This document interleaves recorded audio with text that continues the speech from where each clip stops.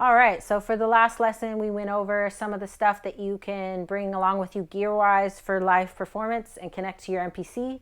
And for this lesson, we're going to talk about just the basics of a setup. So when I'm setting up, I always have to have my adapters and everything handy because you never know what a venue is going to be going to have there.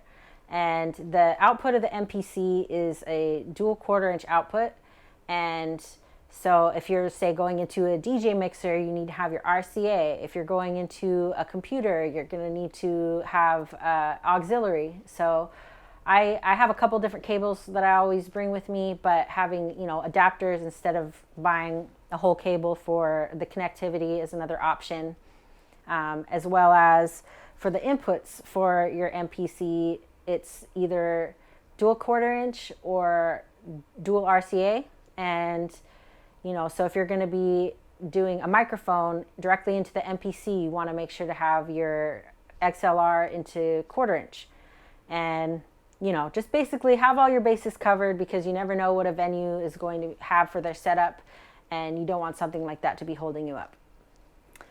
So another thing is instead of relying on a place to have a table set up for you or something like that, or, you don't know if it's going to be the right height, I like to have a stand. So I bring with me a little stand. It's like a laptop stand, a tripod stand that I can have a tilt on the MPC. It's really small, so it's mobile. It's just a little tripod leg situation, and I can bring that anywhere on the stage with me with ease and not have to worry about dragging a huge 4-foot table along with me.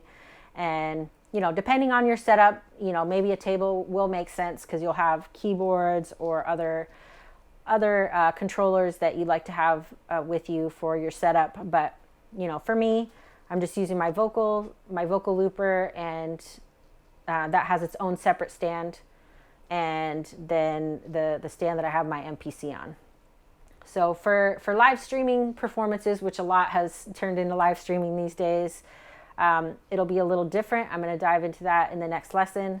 But, for that, basically, you just have to worry about your backdrop. So just thinking about what you have behind you, get your lighting. If you want to get a little ring light or something like that, just that's kind of the main thing for a live streaming setup.